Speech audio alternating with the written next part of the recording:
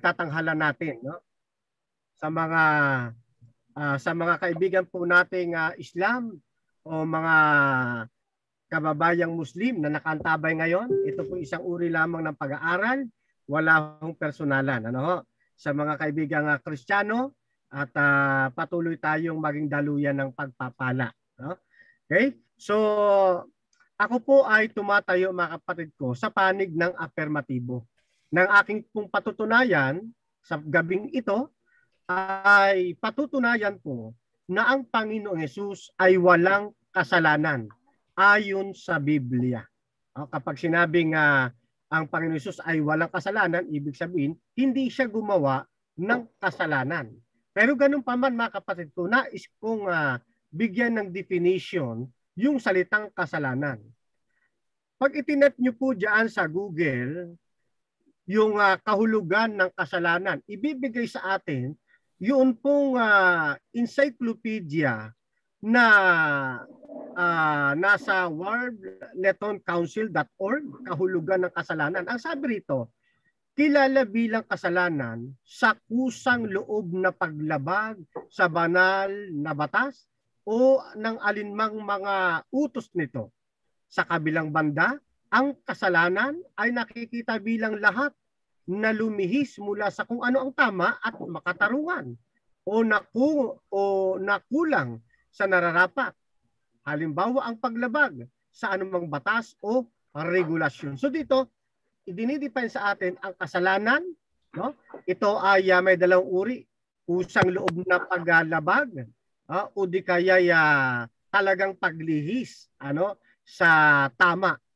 Ngayon, isa pang definition, makikita pa natin dyan, dito naman sa Vocabulario 2021, sa yazilim.com, kahulugan ng kasalanan.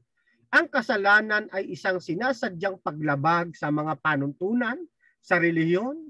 Ang termino na nagmula sa Latin, peccatum, ay nagpapaywatig ng paglabag sa mga pamantayan, sa moralidad at maaaring magkaroon ng iba't ibang mga antas ng kabigatan. In short, kapag sinabing kasalanan, ayon sa dalawang dictionary o ayon sa dalawang pinagkunan natin, encyclopedia at bokabularyo, ay paglabag sa kautusan. Tunghayan naman natin o paglabag paglabag sa tama o sa alinmang batas. Tunghayan naman natin ang sinasabi ng Biblia. Ano ba ang kasalanan? Sabi rito, sa unang Juan 3:4, ganito natin mababasa. Ang sino mang gumagawa ng kasalanan ay sumasalangsang din naman sa kautusan. At ang kasalanan ay ang pagsalangsang sa kautusan. Ano ho ang sinasabi ng Biblia? Yun daw po kasalanan, yan daw po yung sumasalangsang o lumalabag sa kautusan. At ito anyang kasalanan, maliwanag na talagang paglabag sa kautusan. Ngayon, kanino ba, kapag ang tao ba'y gagawa ng kasalanan, kanino ba siya nakapanig? Sa Diyos ba o kay Satanas? Ganito ang binabanggit sa atin. Sa unang Juan Kapitulo 3, talata po ay 8. Ang gumagawa ng kasalanan ay sa diablo, sapagkat buhat pa ng pasimula ay nagkakasala ang diablo. Sa bagay na ito'y nahayag ang anak ng Diyos upang iwasak ang mga gawa ng diablo. Ano daw po? Yun daw pong gumagawa ng kasalanan sa diablo. At dito pa sa mga sumunod nating binasa, na naparito ang anak ng Diyos. Ang tinutukoy pong anak ng Diyos, walang iba kundi ang ating Panginoong Hesus. Sa layuning iwasak ang mga gawa ng diablo. Ibig sabihin, kapag ito ay ating ikukonstro, maliwanag ng ating Panginoon sa unang talata, sa unang bahaging ito, na ang ating pagpapatotoo, ay hindi siya nagkasala. Sapagkat ang ating Panginoon, hindi sa diablo. Siya'y kalaban ng diablo. At siya'y naparito para iwasak ang mga gawa ng diablo. Kasama po riyan ang kasalanan. Kaya makikita ho natin mga kapatid sa isang talata ng aklat ni Mateo 5:17. Ano ho? Lumabag ba ang ating Panginoon sa mga tuntunin ng ating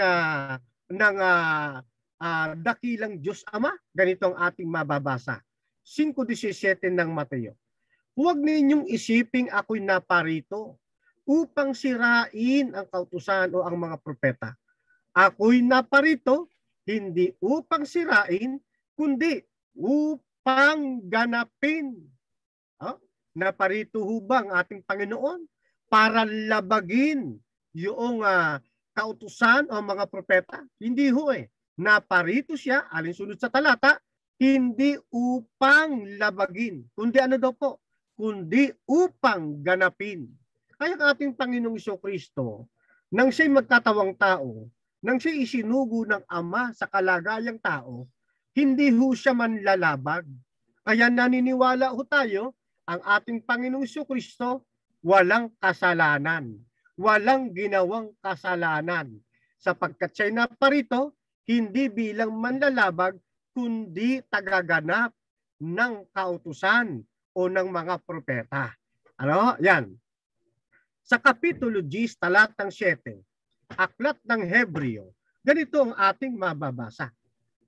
Nang magkagayoy sinabi ko, narito, ako'y pumarito sa balunbon ng aklat ay nasusulat tungkol sa akin upang gawin, O Diyos, ang iyong kalooban.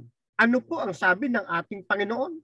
Siya raw po ay naparito alinsunod sa nakatala sa scroll o doon sa balumbon na nakapatungkol para sa kanya. Ano po ang kanyang ipinagparito ayon sa nakatala sa mga balumbon? Upang gawin, O Diyos, ang iyong kalooban. Ano? Kaya ang ating Panginoon, hindi ho manlalaban. Hindi ho siya taga-suway ng kautusan. Ano? Kundi siya po ay naparito upang sundin ang kalooban po ng ating Panginoong Diyos. Ayan, no? Ngayon, tignan ho ninyo. Gusto kong ibalik kayo sa isang tanawin ng paghahandog. Sapagkat ang ating Panginoong Jesucristo ay naparito bilang isang handog o alay na sa ikapagpapatawad ng ating kasalanan. Ganito ang ating mababasa, mga kapatid, kung tawagin ito'y seremonyalo na umaanino sa pagdating ng Mesiyas. Sa Kapitulo 4, Aklat ng Levitico, talatang 35, ang lahat ng taba ay kanyang aalisin, gaya ng pagkaalis ng taba sa kordero na hain na mga handog tungkol sa kapayapaan at susunugin ng saserdote sa dambana sa ibabaw ng mga handog sa Panginoon na pinasaraan sa apoy at itutubos sa kanya ng saserdote tungkol sa kasalanan na kanyang pinagkasalahan at siya'y patatawarin. Tuloy. Yan. Sa 5Gs. At ihahandog niya ang ikalawa na pinakahandog na susunugin ayon sa alituntunin at itutubos sa kanya ng saserdote tungkol sa kanyang kasalanan na kanyang pinagkasalahan at siya'y patatawarin. Tuloy pa natin, mga kapatid. Sa Kapitulo 9, talatang 22 ng Hebreo, ayon sa kautusan, ito na yung binasa natin, ay halos masasabi kong lahat ng mga bagay ay nililinis ng dugo, maliban na sa pagkabuhos ng dugo ay walang kapatawaran. Kung titignan po ninyo at babalikan yung historical background ng mga paghahandog ng mga saserdote nung araw, wala pong inihandog na ihahandog sa Panginoon na may kapintasan. Ano ho? Dapat ang tupang ihahandog, hindi pilay, walang dungis, perpektong pinalaki, walang pintas. Kapag yan nagkaroon ng pintas, thank you po, hindi na ito pwedeng ihandog. Sapagkat ang pinakailangan lamang ihandog para sa gawaing paghahandog ng tupa, yun pong tupa na wala pong kapintasan, wala pong hindi pingkaw, hindi bali ang paa, kumpleto at malusog. Sa makatwid, mga kapatid, ang ihahandog po ay isang perpektong hain. Ngayon, sa 29:1, niliwanag sa atin to ng aklat ng Exodo. Ito ang mga bagay na inyong gagawin sa kanila, na ibukod sila upang sila'y mga siwa sa akin. Sa katungkulang saserdote, kumuha ka ng isang guyang toro at ng 2 lalaking tupang walang kapintasan. 1:10 ng Levitiko. Ganon din po ang binabanggit. Ang kanyang ihahandog ay isang lalaking walang kapintasan. Hanggang sa 43:23 ng Ezekiel, ganon din ho. Isang lalaking tupa na mula sa kawan na walang kapintasan. Na ito pong mga seremonyalo na ito ay natapos na nang dumating ang ating Panginoong Jesucristo. Sapagkat itong mga bagay na ito, sabi sa Colosas 2:17, ito'y isang anino lamang ng mga bagay na darating, na si Kristo ang kaganapan nito. Kaya ho, makikita ho natin ang ating Panginoong Jesucristo, siya po yung inaaninuhan ng paghahandog sa lumang tipan. Sa 1:29 ng aklat ng Juan, ang sabi po rito, kinabukasan, nakita ni Juan si Jesus na lumalapit sa kanya. Sinabi niya, narito ang kordero ng Diyos na nag-aalis ng kasalanan ng sanlibutan. Tunay ng ating Panginoong Jesus, mga kababayan, mga kapatid, ay kordero ng Diyos. Tandaan po natin, ang inihahandog na kordero sa lumang tipan, wala pong pintas. Ang ating Panginoon bilang kordero ng Diyos, wala rin hong pintas. Ni paggawa ng kasalanan ay hindi niya po ginawa. Sapagkat kung siya yung isang makasalanan, mayroon po siyang pintas. Hindi siya po pwedeng tawaging kordero ng Diyos. Ngayon, sa 53 talatang 7 ng Isaiah, sinasabi sa atin ng ganito, siya ay binugbog at pinahirapan, ngunit di tumutol kahit kamuntiman. Tulad ay korderong hatid sa patayan, parang mga tupang hindi tumututol kahit nagupitan, ni hindi umimik kahit gaputok man. Kaya makikita ho natin, mga kapatid, last 2 minutes. sadyang ang ating Panginoong Jesucristo'y wala hong kasalanan, sapagkat siya po ang inaaninuhan ng kordero na inihahandog sa lumang tipan. At nang naparito si Kristo, inihandog po siya ng wala pong kasalanan. Gis ng aklat ng Hebreo. Sa kaloobang yaon, tayo'y pinapaging banal sa pamamagitan ng pagkahandog ng katawan ni Kristo na minsan at magpakailanman. Kaya makita natin, napakaganda. 9:14 ng Hebreo, isa pang pagpapatunay bago matapos ang ating oras. Gaano pa kaya ang dugo ni Kristo na sa pamamagitan ng Espiritu na walang hanggan ay inihandog ang kanyang sarili na walang dungis sa Diyos at ay maglilinis ng inyong budi sa magawang patay upang magsipaglingkod sa Diyos na buhay. Ano daw po? Inihandog ng ating Panginoon ang kanyang sarili na walang dungis. Pag sinabing walang dungis, wala pong sala. Kaya napakapalad natin, meron tayong Panginoon Jesus na tumutubos ng ating kasalanan na wala pong pintas, walang dungis, na ang katulad anya'y parang kordero. Yan, na siya po, sabi doon sa ating binasa, na ang ating Panginoon, inihandog ang kanyang sarili na walang dungis. Unang Pedro 1:18 panghuli. Alamin niyo kung ano ang tinutubos sa inyo na sa walang kabuluhang pamumuhay na inyong minana sa inyong mga magulang. Ang tinutubos sa inyo di bagay na nasisira o daw ubos, paris ng ginto o pilak, kundi ang buhay ni Kristong inihain sa Diyos. Siya ang korderong walang batik at kapintasan. Napakalinaw, mga kapatid, ayon sa Biblia. Maraming salamat po.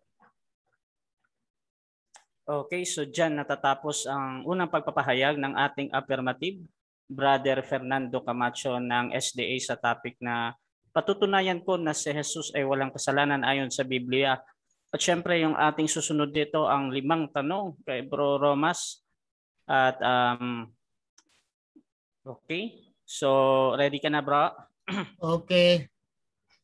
First question. Okay lang ang sound ko dyan? Oh, malinaw, malinaw. Okay. Mr. Pastor, Brother Igsoon Fernando, una kong tanong, ang pagsisinungaling po ba at pagsabing ulol sa kapwa, ito'y kasalanan o hindi? Yun pong pagsisinungaling, of course, sinasabi sa atin ng 8:44 ng Juan na yan po ay sa diablo. No? At naparito ang ating Panginoon, sabi sa ating talatang binasa, para sirain ang gawa ng diablo. Then yung isa, yung pagsasabi po ng raka, ng ulol, yan po ay isang hindi matuwid na pananalita sa atin pong panahon. Kaya hindi po dapat gamitin yan sa pagkakataong katulad natin ngayon. Kahit na sa panahon ng unang siglo, sinasaway nga po ng ating Panginoong Jesus po yan, no? Kapag binibitawan sa hindi kinauukulan. Yan po, pansamantala po nating tugon sa inyo pong magandang katanungan, Ustad Ibrahim Romas. Okay. Second question. So yung promise po ni Jesucristo na mabasa po natin dito sa Biblia sa Mateo 24 tungkol po sa second coming of Jesus Christ. At ikot ko lang sa last, sabi niya dito na itong mga tao na ito, this generation will not pass away. Hanggang babalik daw siya. Mawalan ang araw, mawalan ng liwanag, ang buwan, mawalan ng liwanag, mababalik siya. Hindi pa mawala itong these people will not pass or this generation will not pass. Nangyayari ba ito o wala? Okay, yan pong chapter 24 ng Mateo, yan po ay continuation hanggang sa panahon po nating ito. Kasi mapapansin po ninyo yan, bukod doon po sa binasa po ninyong talata na yon, meron pang mga sumunod na talata hanggang sa talatang 51. At ibinigay din po diyan yung mga palatandaan ng kanyang pagbabalik. Bago 51, dumating tayo sa 28, magdidilim ang araw, buwan, hindi magbibigay ng kanyang liwanag. Nangyari po yan, Mayo 19, 1780. At yung nangalaglag yung bituin, November 13, 1833. Kaya hindi lamang po yan tumutukoy sa panahon ng unang siglo. Yan pong hulang yan, magpapatuloy ho yan hanggang sa panahon po nating ito. Kaya ho, yung mga natala sa kasaysayan, umuugnay po sa Kapitulo 24 ng Mateo. At ang kahuli-hulihan po dyan ipangangaral ng Ebanghelyo sa buong sanlibutan. Nabanggit mo nang lalaglag ang mga bituin. Third question yan. Okay, kasunod na question. Nang lalaglag ang mga bituin, alam mo ba ang laki ng bituin at ang laki ng mundo? Paano mo nasabi nang lalaglag ang mga bituin? Ang mga bituin kung i-measure mo sa mundo ay kailan saan niya mabasa nga nahulog ang mga bituin sa langit? Is that scientifically or diyan lang sa inyong pag-iisip, Mr. Fernando? Hindi po. Yung po mga lalaglag ng mga bituin na tinutukoy po diyan, yan po ay mga bahagi ng bituin na kinilala po ng kasaysayan, no, na itala po yan na yan yung mga meteors, yung mga bahagi ng bituin, So yan po, hanapin ko lamang po yung resource, pero meron po tayong katibayan na naitala po yan sa kasaysayan noong Nobyembre 13, 1833. Kaya ho, yan ang aklat ng Mateo. Hindi lang yan para sa first century kaganapan, kundi humahanggan din yan hanggang sa panahon po nating ito.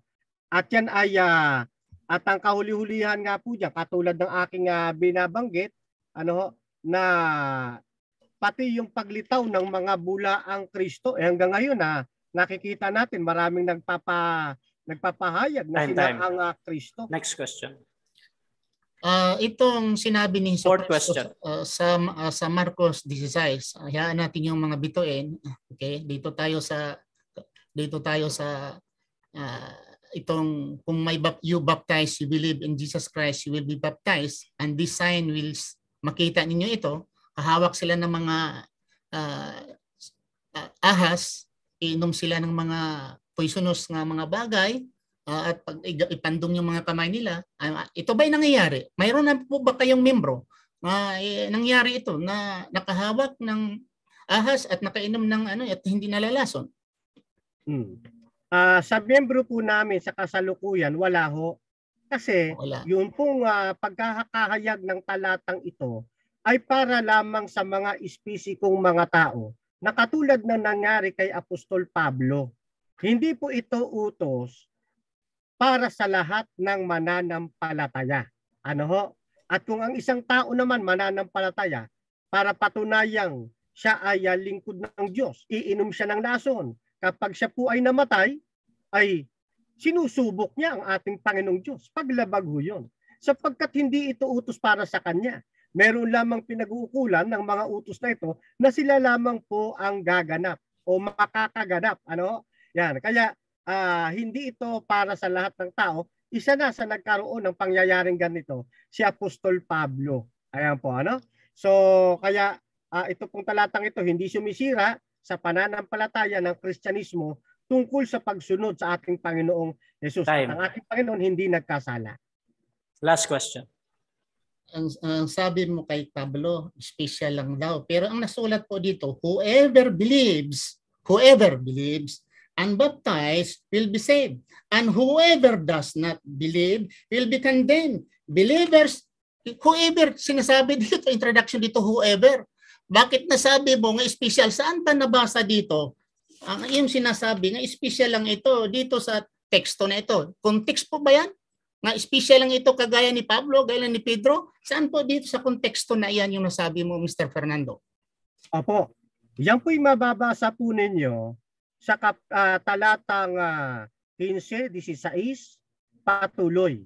Ang sabi po riyan maliwanag at sinabi niya sa kanila, magsiyaon kayo sa buong sanlibutan at inyong ipangaral ang ebanghelyo sa lahat ng kinapal. Ang kausap po diyan mga tawag dito yung kanyang mga apostol. 16. Ang sumampalataya at mabautismuhan ay maliligtas. Datapat ang hindi sumampalataya ay parurusahan. Then sa talatang 17, lalakip ang mga tandang ito sa magsisampalataya. Magpapalabas sila ng mga demonyo sa aking pangalan. Magsasalita sila ng bagong wika. So ito ho halimbawa, yung pagpapalabas ng demonyo, hindi ho lahat ng mananampalataya nakakapagpalabas eh. May mga tangi lamang din na pinagkalooban. Magsasalita ng mga bagong wika, hindi ho lahat nakakapagsalita. Meron ho mga pinag-uulan lamang. Okay, so dyan natatapos ang unang pagtatanong ng ating negative, Brother Ebrahim Romas, at ngayon ay siya yung magtitindig bilang negatibo sa topic na patutunayan ko na si Jesus ay walang kasalanan ayon sa Biblia. Bilang negatibo, Ebrahim Romas, unang pagpapahayag bro, 15 minutes. Time start. Rabbi israh li sadri wa yassir li amri wa halul 'uqdatan min lisani yafqahu qawli. Alhamdulillah wassalatu wassalamu ala Rasulillah wa ala alihi washabihi ajma'in. Amma ba'd. Assalamualaikum warahmatullahi wabarakatuh. Sa aking tinatanong sa aking speech ngayon, sa aking tinatanong ni Mr. Fernando tungkol po sa paghawak ng ahas at pag-inom ng lason, sinabi niya, special lang po daw. Pero sinasabi dito, nabanggit dito sa Biblia, whoever, kung naintindihan yung whoever, kahit sino, whoever believes, sinasabi dito, unbaptized, sinasabi. Pero wala man tayo kung anong sinasagot niya, ay tanggapin natin. Okay. At yung sinasabi naman ni Jesucristo na babalik siya, ay sabi niya dito, sa title pa, The Coming of the Son of Man. Soon after the trouble, ang araw didilim, ang buwan ay mawalan ng liwanag at mahulog ang mga bituin daw. At saka tinatanong ko kasi nag-aral naman ako ng konti na ang araw, the sun, is also the smallest star. Part of the star, isang star na example sa araw. At ang laki ng araw, the dimension of the sun, Okay? I-compare ang ating mundo, aywan ko sa ilang bahagi lamang, fraction ang mundo. At itong mga bituin, nangahulog, is this scientific?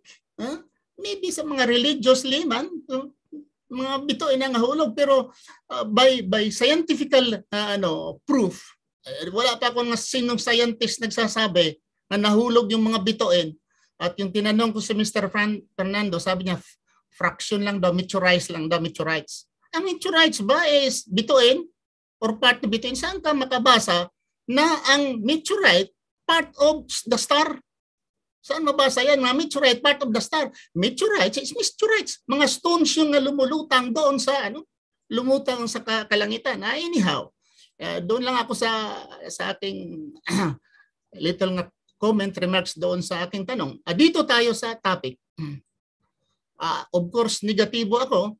Papatunayan ko ngayon na si Jesucristo ay nagkakasala. Pero tandaan natin mga kapatid, na kaming mga Muslim, naniniwala kami na si Jesucristo ay walang kasalanan. Okay?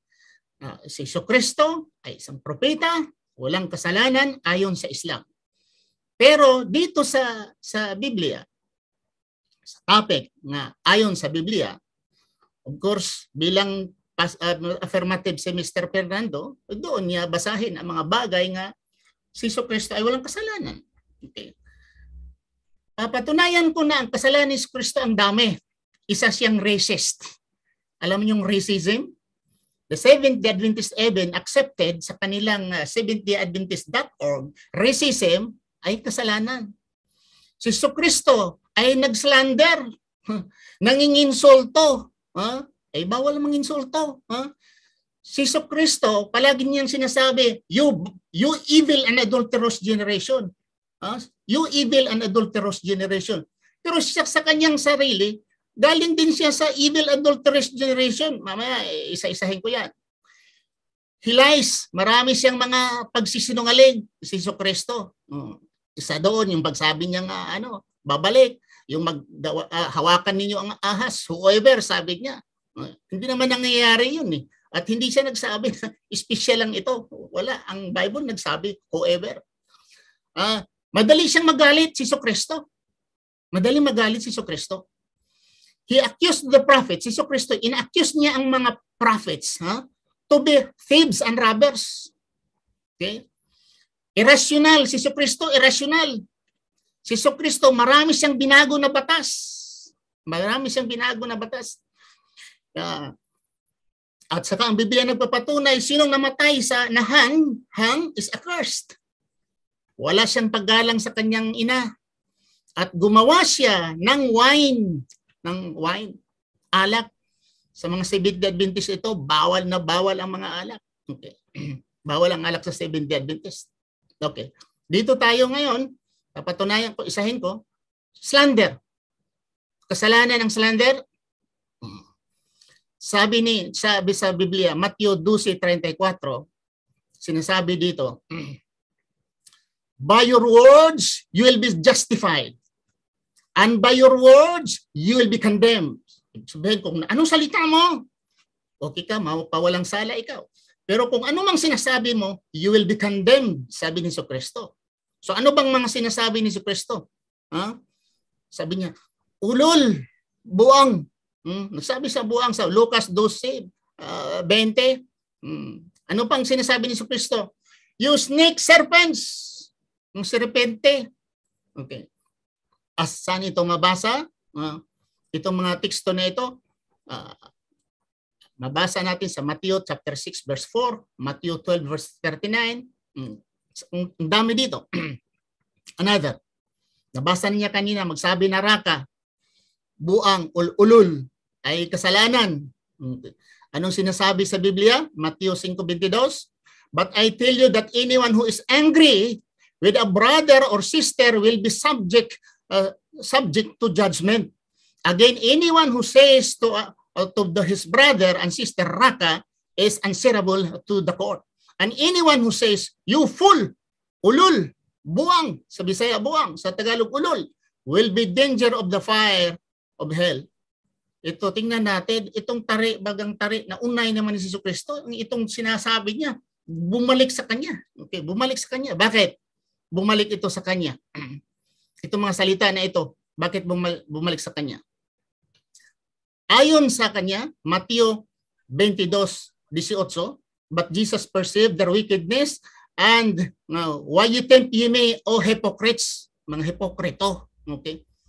Yung mga hipokrito, salitang hipokrito, hindi ba kasalanan? Pagsasabing hipokrito, hindi ba kasalanan? Sa Mateo, 14 times nagsabi siya, mga hipokrito kayo. Sa Mateo 23 lang, 7 times nagsabi siya, you hypocrites, sabi ni Jesucristo.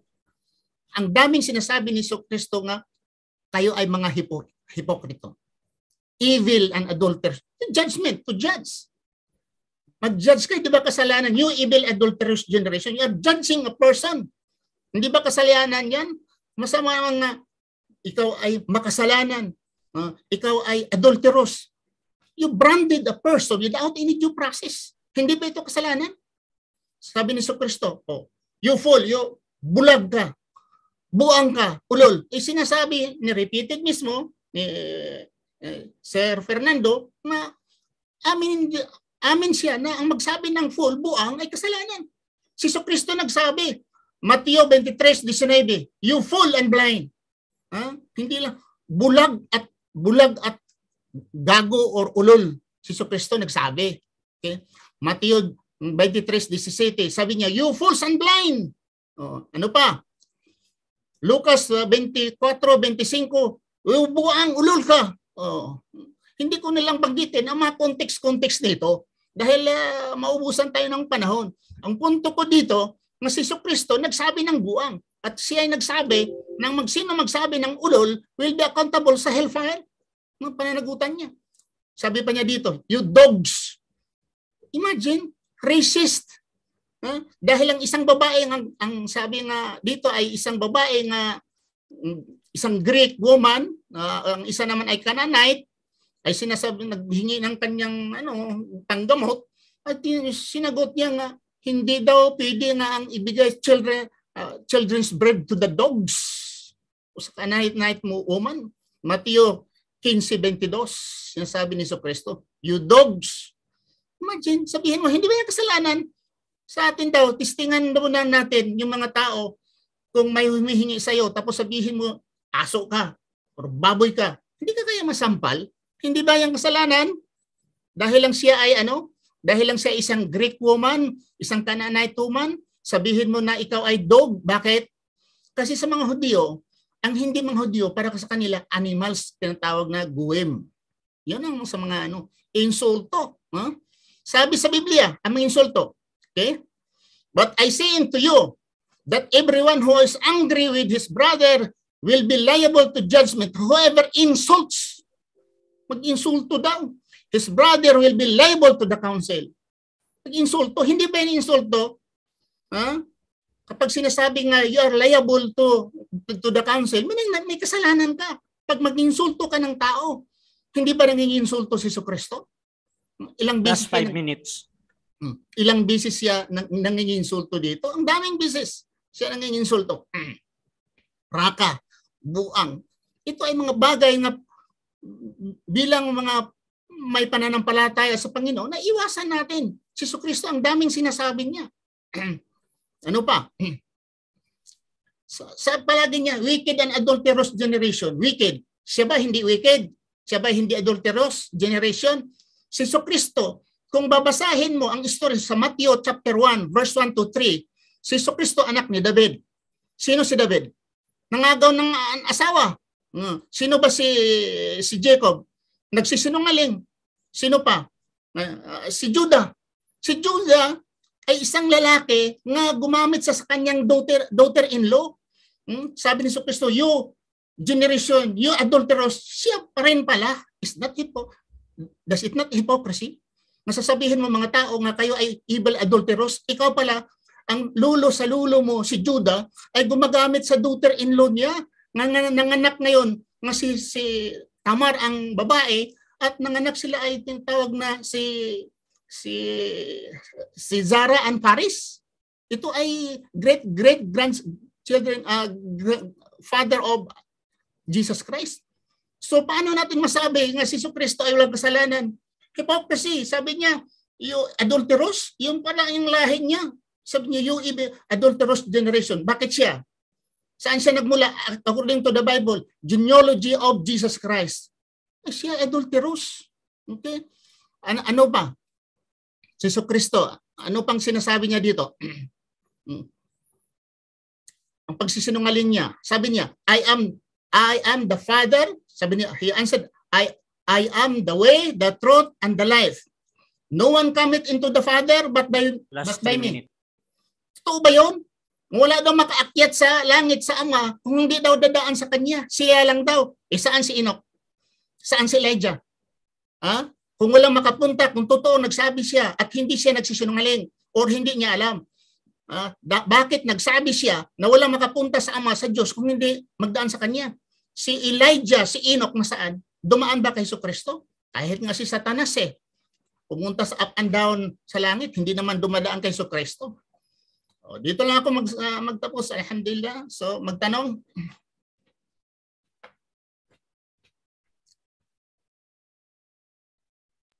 Okay. Mr. Russia, I give the floor for question. Okay, so dyan natatapos ang unang pagpapahayag ng ating negative Bro Ibrahim Romas ng Islam. At syempre dako tayo sa ating 5 pagtatanong, yung kanyang unang pagtatanong. Bro Fernando Camacho. Okay bro, yung first question mo.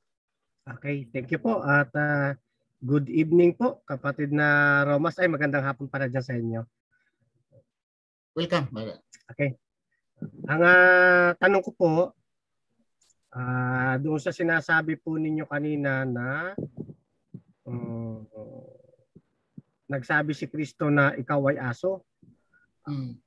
So saan pong talata ng Biblia na dinirekta niyang sabihin doon sa kanyang kausap para mapag-aralan natin na sinabi niyang ikaw ay aso? Saan pong talata? Okay, ulitin ko dito sa talata. Nabanggit ko kanina isang babae. Okay. Saang talata? Mabasa sa Matthew chapter 15 verse 22 to 26. A Canaanite woman from the vicinity came to him and crying, Lord, Lord, Son of David, have mercy on me. My daughter is demon-possessed, suffering from terribly. But he answered her not a word. And his disciples came and besought him, saying, send her away, for she cried after us. But he answered and said, I am not sent but to the lost sheep of the house of Israel. Continues in 26. He replied, he said, it is not right to take the children's bread and toss into the dogs. Sabi niya, to sa the dogs. Okay. Next question. Next question. Second question. Second question. Sinabi po ba niya ng direkta doon sa babae na kanyang kausap, ikaw ay aso? Yes or no? Ay, sorry, wala pala yes or no. Sorry. Sige, go ahead, kapatid na Ibrahim. Ang sinabi niya dito, ang sinasabi niya dito, ang babae ay sumisigaw ni Kristo. At sabihin man natin na sumasagot si Kristo, dogs. Nandoon ang babae. Siyempre, nandoon din ang mga disciples. Nandoon din ang babae, di kasama ang mga disciples. Sinasabi niya nga kasi mga disciples gusto nilang itulak yung babae. Ang babae nandoon at narinig ni Kristo mismo. At siya nagsabi niya nga, hindi ko itapon ito sa mga aso. So nandoon ang babae kasi naririnig niya mismo . So yun yung masabi ko, direct. Sinasabi niya. Sumagot siya. Sumagot pa ang babae, sabi niya, nga ang mga aso ay kahit man sa patak mula sa iyang amo ay kumakain ang aso. Nabang makaawa pa siya. Kung Next question. Okay. Third question. Okay. Third question, nabanggit niyo po na gumawa ng alak ang ating Panginoon Kristo, ano, at hindi natin tinatanggi. At ang tanong nga lang, meron pong 8 iba't ibang uri ng alak sa Biblia. Pwede ho ba ninyong mabanggit sa akin kung alin sa 8 yaon na iba't ibang uri ng alak ang ginawa ng ating Panginoon ayon sa kasulatang Grego? Tinitingnan ko itong teksto na panangyayari, ang sinasabi sa mga scholars of the Bible, ang sabi nila, alak ito nga makalasing, nga may alcohol. Ano yung ipakita ko sa iyo later on, inshallah. Pakita ko nga mismo ang mga Bible scholars nagsasabi na itong alak na ito ay talagang makakalasing.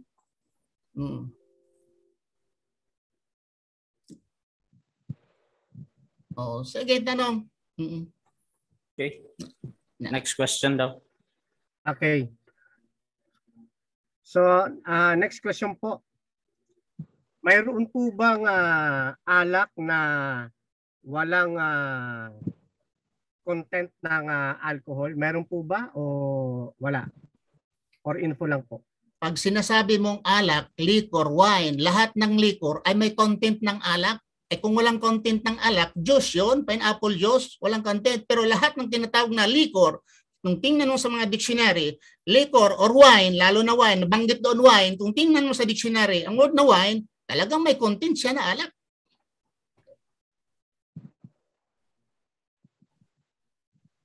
Ano pa? Next question Okay. na po ba?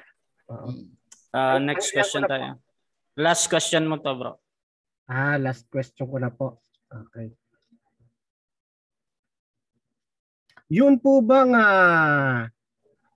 Jesus ng Biblia at si Isa sa Quran, yan po ba ay magkaiba o pareho lamang po? Sa istorya, ang totoo lang nito, si Jesucristo, kung Quran, walang kasalanan. Pero ayon sa Biblia kasi, ayon sa Biblia Pero kung ano talagang paniniwala namin ni Jesucristo, wala siyang kasalanan. Pero ayon sa Biblia, sinungaling siya, racist siya, wala siyang galang sa kanyang ina, tinawag pa niya babae. Alam mo, yung tawag na babae, yung tawag niya sa prostitute, isang babae. Juan 8:4, babae, isang prostitute, sabi niya, babae. Yun namang sinabi niya nga, ikaw ay aso, ang tawag din niya ay babae. Yung nanay niya, tinawag din niya, babae. Ano ba? Hindi siya maggawa ng i-separate niya yung word na babae. Tayo ngayon, nanay mo, tatawagin ka, ano babae? Maganda ba yun? Imagine, ang prostitute, tawagin mo babae. Ang kananay, woman, tawagin mong babae. Nanay mo rin, tatawagin mo yung babae. Time. Okay, so dyan natatapos ang first part ng ating debate. First presentation at saka yung ating first cross. Ayan. At next natin is yung ating rebuttal stage. Another 15 minutes ito. At bago yan, syempre shoutout muna sa lahat ng nasa live ng Debaters Convention at yung programa ni Abraham Romas, yung Global Online Dawa. Shoutout sa inyo dyan. At paka-share yung ating live ngayon. So dako tayo sa ating rebuttal. Syempre 15 minutes ulit. Bibigyan ko si Fernando Camacho bilang affirmative. Wait lang. Okay, 15 minutes para sa iyo, bro. Your time start now. Rebuttal. Okay, maraming salamat po. No? So napansin niyo po yung huli nating tanong kung yun bang Jesus ng Biblia ay siya rin ba si Isa ng Quran o sa panig ng Islam? Hindi natin narinig yung direktang sagot. So nakita ko na pero tinitingnan ko habang pong sumasagot na si Jesus, siya rin si Isa. At nakakatuwa rito mga kaibigan, mga kapatid, ay sa mismong labi na ng ating kausap, narinig natin na si Jesus ay walang kasalanan para sa kanila. So dito nang marinig natin yon, at alam ko narinig din po ninyo at twice or thrice na inulit, no? Siguro mga twice na inulit ay nakita natin wala palang kasalanan ang ating Panginoong Jesucristo.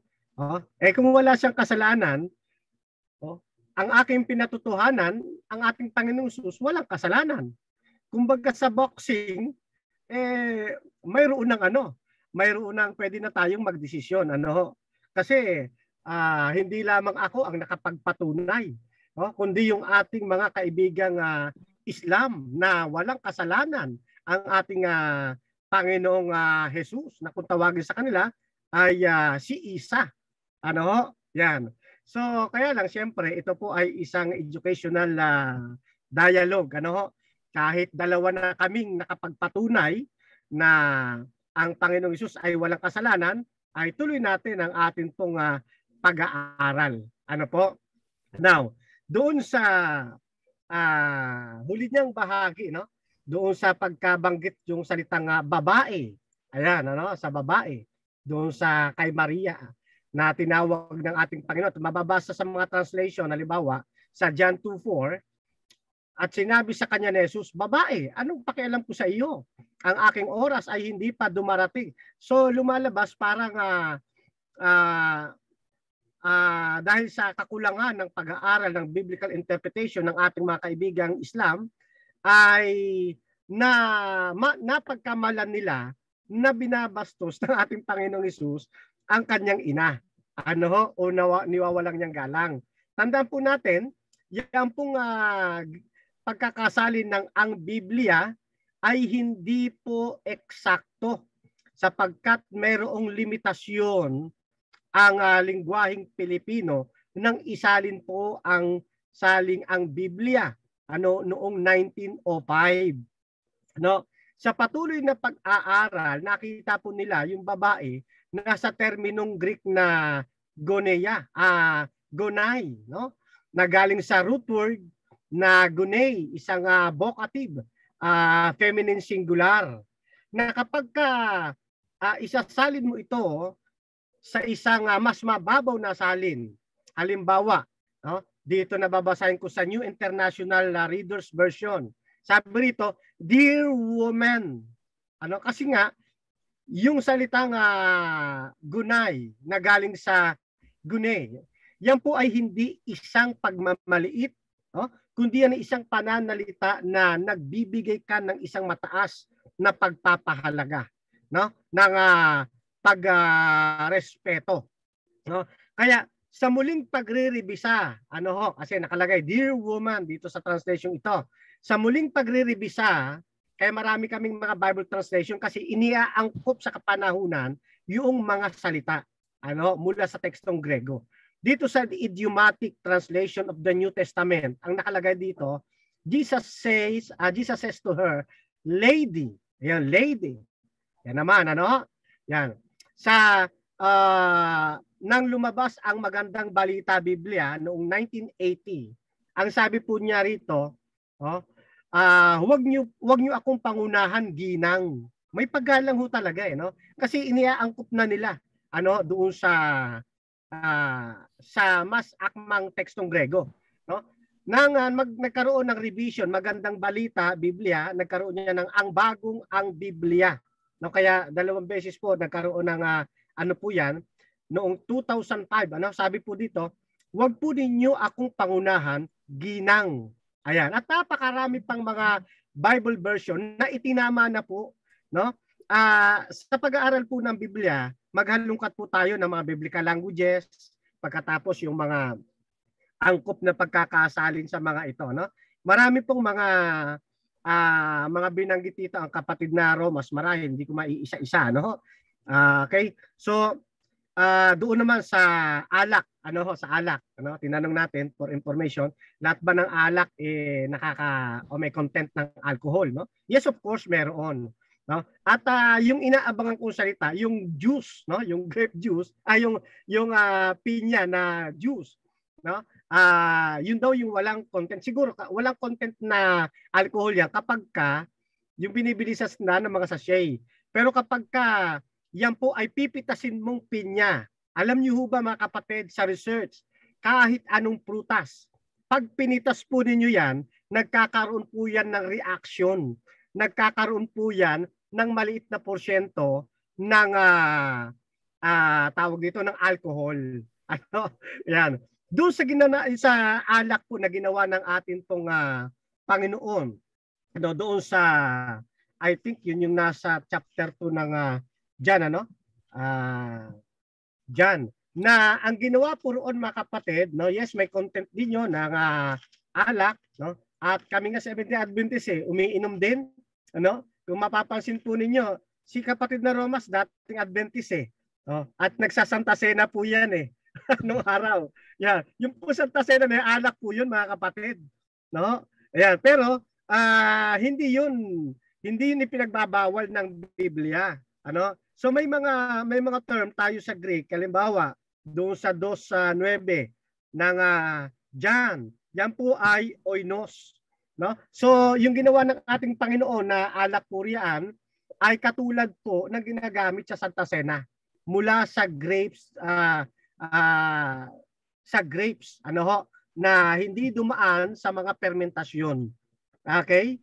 So siguro kailangan lamang po magkaroon ng pagre-review. Ano ho? Then doon sa may mababasa baka ako na direktang sinabi na ikaw ay aso. Ayan. Wala ho mga kapatid. No, wala pong direkta. Ito po kasi yung nasa Matthew 15:22-26, yan po ay paglalarawan. Ano ho? Paglalarawan po yan. Kaya hindi po yan direktang pagsasabi. Ano ho? Yan. Now, tungkol naman sa sinasabi na si Jesus Christ ay galing sa mga lahi ng makasalanan, ano, o mga nagkasala, ano, ay tawag dito, no, ipinapaliwanag din ng kanilang hindi lamang ng Biblia, kundi maging ng kanilang Quran, no, na si Maria po, na tinatawag ng Biblia na mapalad, ano, pinagpala sa babaeng lahat. Sa Quran o sa panig po ng ating mga Islam, no, sa kanilang Islamic literature, halimbawa ng Quran, pati ng kanilang hadith, na si Maria at si Jesus Christ ay iningatan po ni Allah, ano, para hindi magalaw ni Satanas. Yan, ano, yan po ay alam kong alam ni ng kapatid na Romas, no? Kasi mayroon pong talatang nagsasabing ganoon. No? Mayroong ayat na nagsasabing ganoon po sa kanila. Ano? At isa na nga riyan mga kapatid, no? Dito na rin sa sa Sura 19:32. Ano? Kasi sabi po niya, yung Panginoong Hesus ay arugante, may ganun bang hipokrito? Ano? Ang katumbas nun, arugante. Ano? Dito sa kanilang surat 19:32, sabi dito, and dutiful to my mother, and make me not arrogant, unblessed. So hindi talaga siya naging arrogante sa nanay niya. Kaya nga may mga translation tayo na itinatama na. Ano? Ito pa isang halimbawa sa Complete Jewish Bible. Yeshua replied, Mother. Ayun, mother na hindi na babae. Ano? At hindi siya naging pangahas sa kanyang ina. Ano ho? Ayan. So, iyan po yung mga mababasa po natin. Ano ho? At doon po sa sinasabi ko na iningatan, no, si Maria, no, at si Jesus Christ. Last 5 minutes. Last 5 minutes. Mamaya ko na lang po siguro yun na babasahin, no, bilang pagpapatotoo. Okay? So, marami pa siyang mga binanggit, no? Kung gusto niyo matutunan ito, mga kapatid, mga kaibigan, ay pwede niyo akong kontakin para makapag Bible study tayo, maituro ko po sa inyo ng tama. Ano, para hindi po kayo magkaroon ng interpretation. Okay? So sa nalalabi kong minuto, ano, yamang napatunayan ko na ang ating Panginoong Jesucristo ay walang kasalanan, ano, siya ay hindi gumawa ng pagkakasala, hindi siya lumabag sa batas kasi nga sabi nga niya, ano, Hindi ako naparito para sirain ng kautusan, kundi upang ganapin. At kinakampihan po yan ng kanila pong Islamic literature, no? Na kagaya ho ng Quran. Ano ho? Ngayon, isa pa, no? Dito ko sa mga pagpapatotoo. Sa patotoo ni Apostol Juan, sabi niya, unang Juan 3:5, nalalaman ninyo na parito si Kristo upang pawiin ang ating kasalanan at siya'y walang kasalanan. Kita po ninyo? Patotoo ni Apostol Pedro naman, unang Pedro 2:22, na siya hindi nagkasala o kinasumpungan man ng daya ang kanyang bibig. Samantala naman nililitis siya sa panahong siya ay dinakip ng mga Romano. Ano ang patotoo? No? Ano ang patotoo ni Judas Iscariote? Ganito po ang sabi. Mateo 27 verse 4. At sinabi, nagkasala ako, ipinapatay ko ang isang taong walang kasalanan. Biruin po ninyo. Nagsisi si Judas Iscariote. Isinaysay niya wala talaga kasalanan. Okay? Ano naman patotoo ni Apostol Pablo? Hebreos 7:26. Dakilang saserdote, banal, walang sala, walang dungis. Di po ba? 4:15. No? Siya'y ang saserdote, dakilang saserdote, ang ating Panginoon, walaan niyang kasalanan. Patotoo ng lumiti si Pilato, anong sabi? 18:38. Wala akong nasumpungang anumang kasalanan sa kanya. Di ba? Wag sabi nung asawa pa nga ni Pilato, isa ring magpapatotoo, no? 27:19. Huwag kang makialam sa matuwid na taong iyan, sabi niya kay Pilato. Matuwid daw po na tao, no? Ngayon, yun pong isang tao na mamamatay na nakabayubay din sa krus. Ano sabi? 23:41. Datapot ang taong ito hindi gumawa ng anumang masama. Patotoo naman ng mga sundalong Romano. Ano sabi? 23:47. Tunay ngang matuwid ang taong ito. Patotoo ng Quran. 3:45 ng sura. No, si Isa ay malapit kay Allah. Di po ba? Kaya sabi sa 3:46, ano ho? No? Siya ay magiging isa sa mga matutuwid. 19:19 na sura. Isang matuwid na anak na lalaki. Kaya nga dito sa Sahih Bukhari, ito yung English, Quran English Arabic translation, he said, I am only messenger of the Lord that I am may bestow on thee a faultless son. Faultless son, tinawag siyang faultless son. Dito sa the message of the Quran, no? Yung faultless son isinaling purity. Yan, ano? Last Dito 1 minute. Okay, sa Sahih International, tinawag po siyang a pure boy. Pure son dito naman sa Clear Quran. Sa a contemporary understanding, no? Ito isang salin din na Quran, a son endowed with purity. Yan, no? Dito sa Quran, with the name of Allah, nakalagay naman dito, innocent son o inosente, ang ating Panginoon. Kaya ginawa po siyang at siya ay ginawang propeta ni Allah alinsunod sa kanilang mga Quran. Marami pa sana kung babanggitin mga kapatid na pagpapatotoo, no, sa kanilang Quran, sa kanilang hadith, pero maliwanag nakita natin, no? Hindi lamang tayo nagpapatotoo na walang kasalanan ang ating Panginoon Jesucristo, maging si Ustad Ibrahim, at ang kanilang pong mga Islamic literature. Yun hong mga talata na pinagbabasihan ng ating pong kaibigan. Yan po ay hindi pagkakasala ni Jesus. Maraming salamat po. Okay, so dyan natatapos ang rebuttal ng ating affirmative, Bro Fernando Camacho ng SDA. At sa mga bagong nanonood, ang topic pala nila ay babasahin ko lang patutunayan ko na ang Panginoong Jesus ay walang kasalanan ayon sa Biblia. Ayan, yung affirmative natin, si Fernando Camacho, yung nagsalita kanina. At negative naman si Brother Romas Ibrahim ng Islam, yung magtatanong ngayon. So, 5 question ulit. Second cross ng ating negative, Bro Ibrahim. Unang tanong, bro. Brother Fernando, si Jesucristo, ilang bisis po ba nagsabi si Jesucristo ulol? Ilang bisis? Nabibilang po Hindi ba? po. Ay, sorry.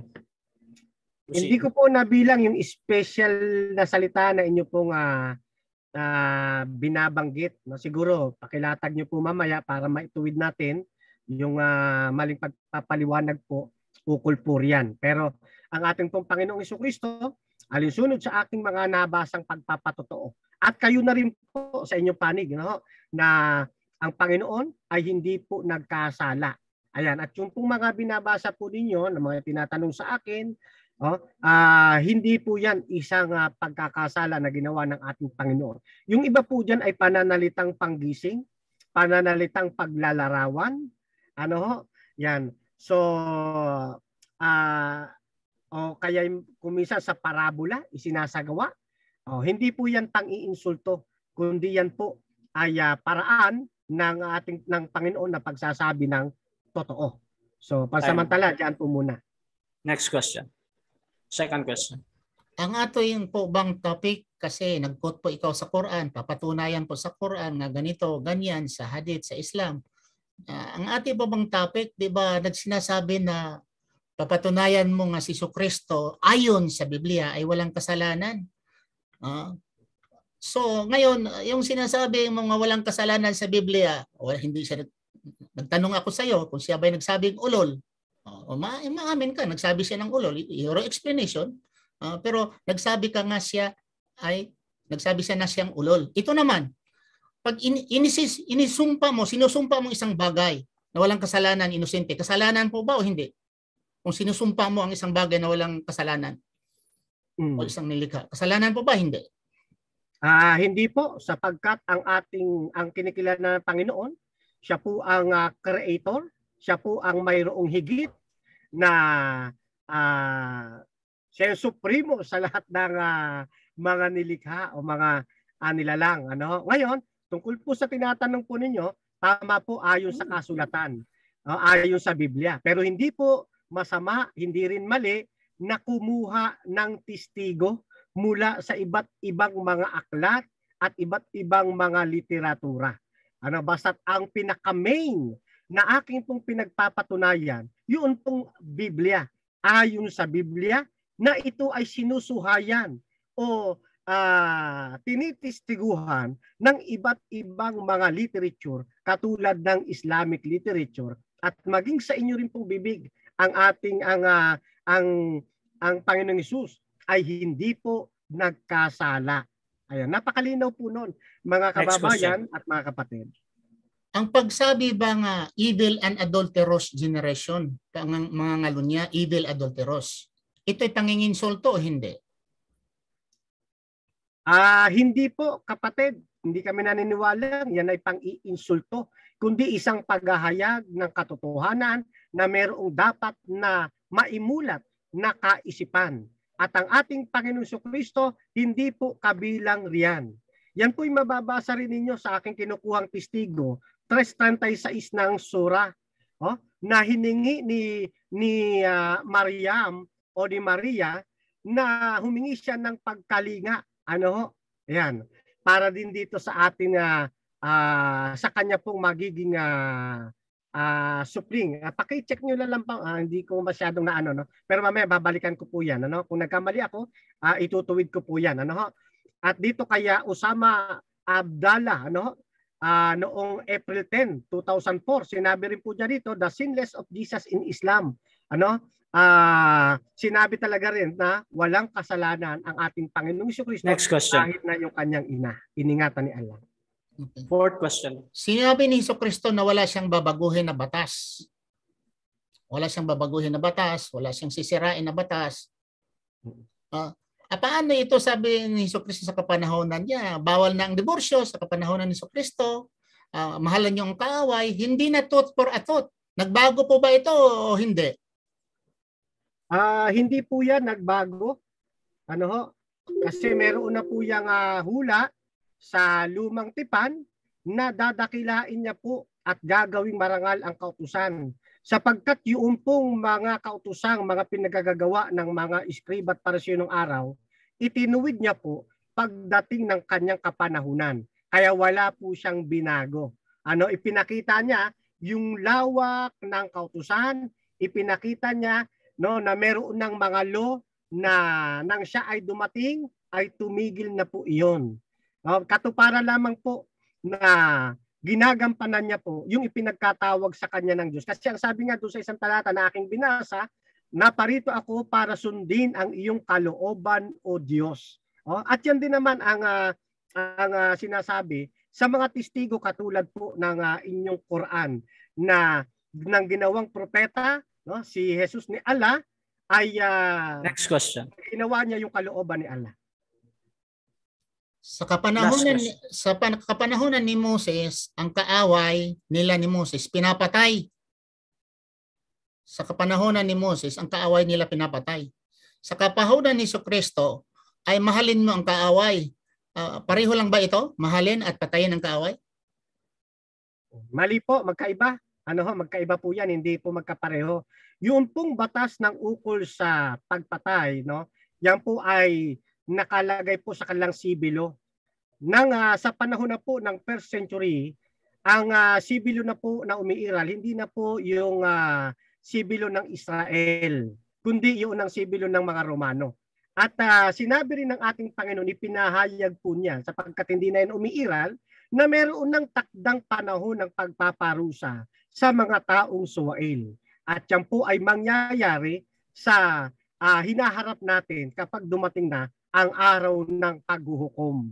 Yan. Kaya mayroong mga batas sa lumang tipan na talagang hindi na umiiral sa bagong tipan. Hindi po yan pagbabago ng kautusan ng ating Panginoon, kundi isang pagtatama at pagpapaalala na mayroon ng dapat na hula na dapat sundin Time. at dapat tuparin. Okay, so dyan natatapos ang Salamat. second cross ng ating negative, Bro Abraham Romas. At syempre, bigyan ko ng 15 minutes na rebuttal yung ating negative Abraham Romas ng Islam. So bro, 15 minutes bro, your time start. Rebuttal now. Bismillahirrahmanirrahim. Sabi ng aking katunggali, ito daw ay hindi pagbabago kundi pagtama. Pagtama lamang. So, tinatama. So, pagtama, ang ibig sabihin, mali noon. Ang ginawa daw ni Jesucristo, pagtama, ganito, another thing. Ang pagkuha niya sa Quran, parang kumukuha siya ang aking katunggali ng pabango. Ay talaga ang Biblia ay talagang tungkol sa Biblia ay saksak na po ang kasalanan ni Jesucristo. Bagang hindi na talaga maganda ang amoy, kumukuha ng pabango sa Quran, sa Islam, para babango ang image ni Jesucristo. I said in the beginning, as Muslim, we believe na wala siyang kasalanan. Pero ang topic natin, kung yan man lang ang gawin natin ng topic na si Jesucristo walang kasalanan sa Bible at sa Quran, ay hindi ako makipag-debate sa iyo dahil sa Quran at sa Islam ay wala talagang kasalanan. Pero nakipag-debate ako sa iyo dahil ang proposition natin, kapatunayan mo na ang sa Biblia, si Jesucristo ay walang kasalanan. So, doon ka nanguha ng proiba, halos kalahati yung speech mo dito sa second tayo mo, ay doon sa Quran na ganito wala kaming objection si Jesucristo ay mabuti. Pero ang topic kasi natin, papatunayan nga si Jesucristo ay walang kasalanan ayon sa Biblia, hindi ayon sa Quran. Tingnan mo dito. Sabi ni Jesucristo, hindi daw siya pumarito para baguhin ang I think not that I come to destroy the law and the prophets. I did not come to destroy but to fulfill. Ang mga Seventh-day Adventist, kung tatanungin mo, bakit hindi kayo kumakain ng baboy? Sabi niya, dan, gagamitin nila ito. Lumang tipan. Tapos sasabihin niya nga ito, tinama, binago, ang batas. Kasi sa kapanahon ni Moses ay patayin ang nagkakasala. Magtrabaho ng Sabado ay papatayin. Mali yun. Kasi sa kapanahon ni Jesucristo ay tinama ni Jesucristo. Mali pala yun dahil tinama niya. Okay? Another thing. Sa kapanahonan sa Biblia, sa kapanahonan ni Moses, diborsyo, mabasa ang divorce. Sandali lang mo ito. Dinig dito, Pats.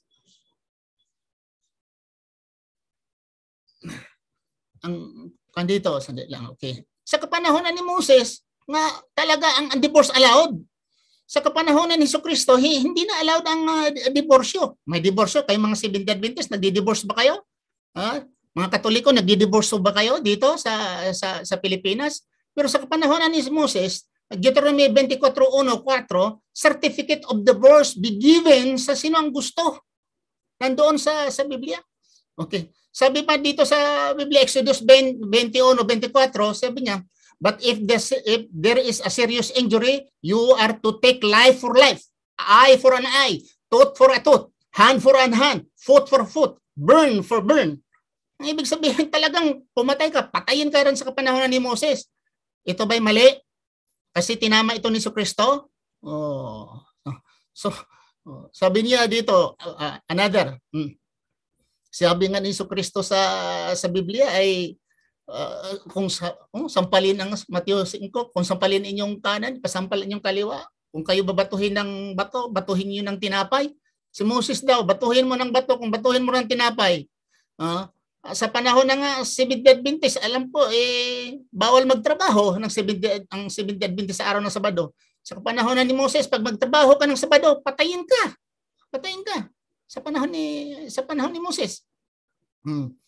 Ang Biblia nagsasabi, pag ang tao ay namatay sa kahoy, punong kahoy, namatay siya, accursed siya. Si Jesucristo, di accursed. Ang nagsabi ang Biblia mismo, sa Deuteronomy 21:23, accursed ang tao nga namatay sa ibabaw ng kahoy. Si Jesucristo, sa Galatians sa Acts chapter 5:30, si Jesucristo ay namatay doon, naghanging sa punong kahoy. Minsan nga mayroon sinabi cross, mayroon naman punong kahoy. Si Jesucristo namatay. At ang tinanong ko si Brother Fernando, yung isusumpa mo ang isang bagay na walang kasalanan. Si Jesucristo, nagutom sila. Pumunta sila doon sa lugar kung saan nakakita sila ng fig tree, igos. Nagutom siya. Pagdating niya doon, walang bunga. Sinumpa niya, kaya walang bunga. Bakit walang bunga? Bakit walang bunga? Dahil hindi pa season. Hindi pa panahon sa ating bunga. Imagine, hindi pa season, isinumpa mo saan mabasa? Marcos 11:21. Basahin mo. Maskin si Pedro, tingnan mo. Master, yung kahoy nga sinumpa mo, namatay. Bakit man hindi niya sabihin na magbunga ka, ikaw igos, kahit pa hindi pa panahon ng tigbunga, magbunga ikaw. Bakit mo sabihin mo na wala nang makakain o sa iyong bunga? Bakit pa isusumpa mo? Sa kapanahonan ni Prophet Muhammad sallallahu alaihi wasallam, nagutom sila, kasamahan niya. Pumunta silang bahay at humingi sila ng gatas. At sabi ng may bahay, wala kaming gatas dahil wala kaming may anak na kambing. Sabi ni Prophet Muhammad sallallahu alaihi wasallam, yan, di ba kambing yan? Sabi niya, pero hindi man yan nanganak. So sabi ni Prophet Muhammad sallallahu alaihi wasallam, dalhin mo dito. So ang ginawa, dinala doon at yung hindi pa nanganak na kambing, nagdua si Prophet Muhammad sallallahu alaihi wasallam at hinaplos ang suso ng kambing, lumabas ang daming gatas. Hindi kagaya ng sumpain mo yung kambing na hindi nagatas dahil walang anak, gaya ng kahoy na igos, sumpain mo ang isang igos na dahil walang bunga, hindi pa man niya panahon, season. Anong klase? Another thing. Si Jesucristo sa Biblia, yung sabi ni brother kanina na ang si Jesucristo ay walang kasalanan. Enough na po ba? Kung may magsabi na walang kasalanan, is this enough? Madali lang eh. Ang isang cloth, sabihin mo itong walang mansa. Ihang mo walang mansa, okay. Pero kahit may mga maraming mansa, sabihin mo walang mansa, ay kasinungalingan yan. Ang dami. Hindi daw kasalanan ngayong pagsabi na full. Ang Biblia mismo, siya mismo nagsabi na magsabi ng buang ka or full, ay nagkakasala ka. Evil and adulterous generation. Hindi ba yung panginginsulto? Ano kaya? Kung sabihin ko, Brother Fernando, mga ngalunya ka. Ikaw ay lahi ka ng mga ngalunya. Hindi ba yung mainsulto mo ang isang tao? Ang nangyari doon sa Matthew chapter 12, Okay, verse 39. The Pharisees and the scribe were asking about Jesus Christ, a sign. If really, kung ikaw ay totoong propeta, give a sign. So, ang gusto lang ng sign, himala. Tapos sabi ni Kristo, you evil and adulterous generation, you are seeking after a sign. Hindi daw ito insulto. Ano ito? Pagmamahal ito. Sabi naman kanina sa debate about woman, respetado, pag-respect daw yun. Paggalang daw yun. So yun, ang tawag na woman, yung tinawag ni Jesus sa kanyang ina, respect din sa pala yun sa prostitute. Ang prostitute, tinatawag din niya na woman. At saka yung tinatawag niya na aso, sabi pa ni Brother Fernando, hindi daw diretso. Hindi diretso, sumagot pa nga ang babae na ang aso kung anumang nahulog ay kumakain sa kanyang sa paa ng kanyang amo. Na diretso, narinig. Tapos sabihin nga, hindi diretsuhan. Sabihin man natin hindi diretsuhan for the sake of discussion. Kasalanan pa rin. Kahit hindi mo idiretso sa kanya tapos narinig mo. Kasi narinig mo, sabihin mo nga, evil, ikaw ay isang aso. Ay, talagang hindi magandang pamahiin niya bilang ikaw ay isang prophet. Tapos sabihin ngayon si Kristo, walang kasalanan. Sabi niya, evil adulterous. Sinasabi ko nga kanina, ang Matthew chapter 1, verse 1 to 3, na si Kristo ay anak ng mga kasalanan. Nagdakaw ng asawa si David. Yung pa si Judah, ay ginamit niya ang daughter-in-law niya. At lolo sa lolo ni Kristo yon. At si Jesus nagsabi, you an evil and adulterous generation. Hindi ba siya matamaan noon? Mga adulterous dyan niya. Sabi niya, ilan pa? Sinasabi, you pigs, you swine. Ang dami. Kung ang ating pag-usapan ay kay Kristo, kaming mga Muslim, no denying na si Kristo talaga ay a prophet of God, a righteous person. Pero ang topic dito, wag nating kalimutan na nga ang topic ay si Kristo ay walang kasalanan ayon sa Biblia, hindi ayon sa Biblia at sa Quran. Kung gano'n, di palitan natin. Pero hindi ako lalaban. Kung si Kristo ay walang kasalanan sa Bible at sa Quran, dahil totoo talaga wala siyang kasalanan sa Quran. Pero hindi po yun ang topic natin. We are evading the topic. Ang ating masabi ko dito, na iba ang topiko sa ating 5 minutes. Sa ating pinag-uusapan. Kay Kristo walang duda. Naniwala kami na righteous prophet. Pero yung sabi niya na sabihin niya ito nga, buang ka, ulol. Ito ay masakit ito. Ang batas ni Kristo at batas ni Moses, iba. Magkaiba talagang batas ni Moses. Talagang tooth for a tooth kay Kristo ay hindi, love your enemy. Kung sabihin mo ay tinama ni Kristo, ay ibig sabihin mali pala kay Moses. Mali dahil tinama ni Kristo. Nagbago pala. Sabi niya, mawala man ang langit, mawala man ang lupa, pero ang salita ng Diyos ay mananatili. Pareho, walang pagbabago. Ngayong aking pagbabago, kung mahalin mo ang iyong kaaway, ano pa? Kung sampalin yung kanan, ipasampal ang kaliwa, ano pa? Pray for your enemy. Ang daming kasalanan. Hindi ba kasalanan yung mga walang kasalanan? Isusumpa mo. Sinusumpa mo ang walang kasalanan na isang nilikha ng Panginoon. Ay hindi po ganoon ang totoo nga propeta ng Diyos. Ang sabi ni Kristo yung pagbalik niya, balikan ko yung kanina sabi niya, mga bituin daw ay nahulog. Naku naman.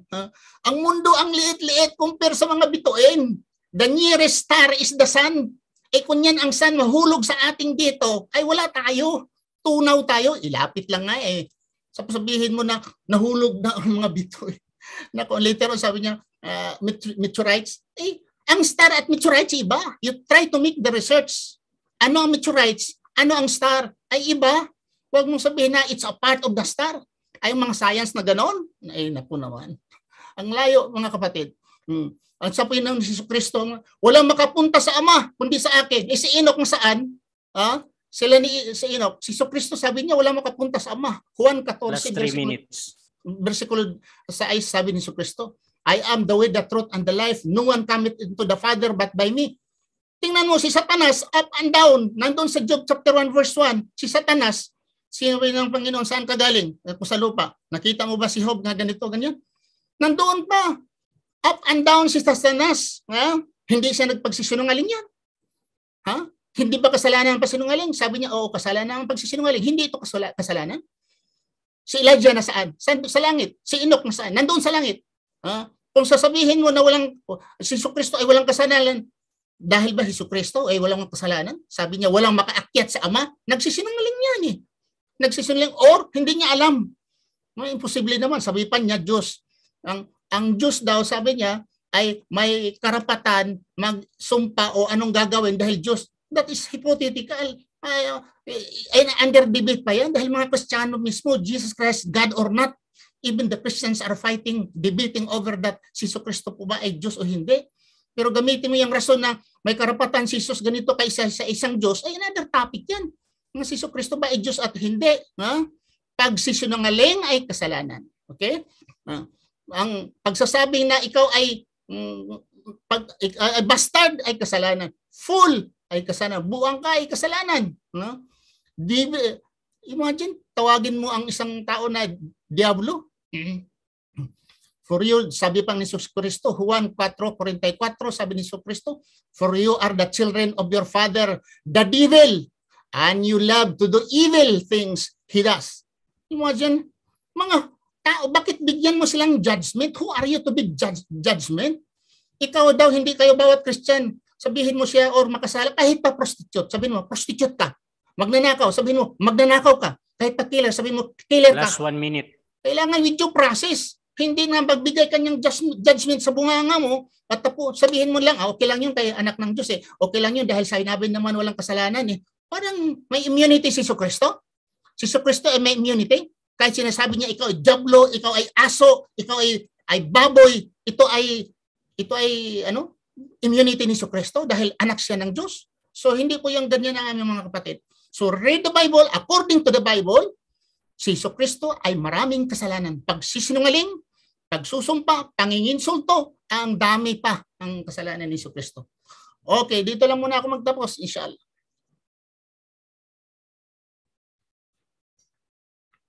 Okay. At dyan po natatapos ang rebuttal ni Brother Ebrahim Romas ng Islam. At syempre dadako tayo sa ating pagtatanong. 5 question kay Fernando Camacho. Unang tanong, bro. Okay. Unang tanong po, saan po sa Biblia sinabi ng mga alagad na si Jesus ay lumabag sa kalooban ng Diyos? Saan po sa Biblia? Wala po sa Biblia nga litra por litra nga siya ay sinasabi ang mga disipulo nga siya ay lumabag. Pero sa nakita natin, nagsabi siya, ulol ka. Kailangan pa ba natin yan? Nga sabihin nga si Jesucristo ay nagkakasala? Si Jesus mismo nagsabi na kung sino magsasabi ng, sabi niya, kung sino magagalit, magsasabi siya ng ulol, siya ay tantamount na imperno siya. Sinasabi pa niya ng raka, Mateo 5:22, siya mismong nagsabi. So, sinabi niyang ulol. Ano ngayon? Di siya natamaan ngayon, judgment. Ano ang sinabi pa ni Jesucristo? And whoever, brother without a cause, that whoever is angry with his brother without a cause shall be in danger of judgment. Anong cause noon? Tinatanong ka lang, tapos sabihin mo, evil and adulterous generation, iniinsulto. Oo, walang mga sinasabi ng mga disipulo na si Jesucristo ay nagkakasala. Next question, second question. Okay. Second question. Kung walang mababasa na sinabi ng mga alagad na nilabag ni Kristo ang kalooban ng Diyos, mayroon ba naman tayong mababasa sa Biblia na nagkasala, no? Na mayroon man lang nagsabi kahit hindi alagad na nagkasala si Jesus? Meron po ba? Wala. Ang lahat ng tao, kung si Pablo ang papuntahan natin, lahat ng mga tao ay nagkakasala. Lahat ng tao, isinilang ng tao ay nagkakasala. And we are under sin, because one man fall into sin, we are all sinned. And we are all sinners. Sabi ni Pablo, all human beings are sinners.